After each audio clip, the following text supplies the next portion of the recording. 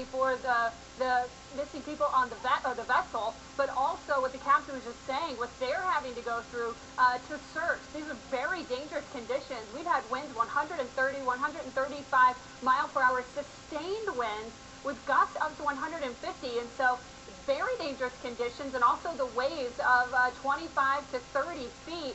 And depending on exactly where they were, they could have been right around the eye wall of that storm, the strongest portion of that storm, for a very long time. The storm has been sitting right on top of the Bahamas for more than 36 hours. And so it has been battering the islands, especially the central portions of the Bahamas, right at their last known position, Aaron. And as Captain Fedor said, and you just alluded to, Jennifer, it's slowed down, so it's not moving. I mean, they would have had to endure this for such a long period of time.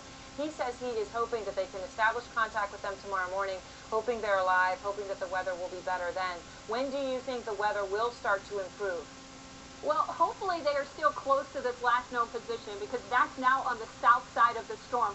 Hopefully they're not being carried with the storm and drifting all around, because then it just makes conditions worse, because then you're back in those that hurricane type environment. But if they've managed to stay on that south side, maybe even managed to get on one of the islands to where they are somewhat safer, then that would be a good thing, because as the storm continues to move north, and it is now, it's moving at about 7 miles per hour, it's going to pick up speed over the next 24 hours and finally push away from the Bahamas as it steadily weakens.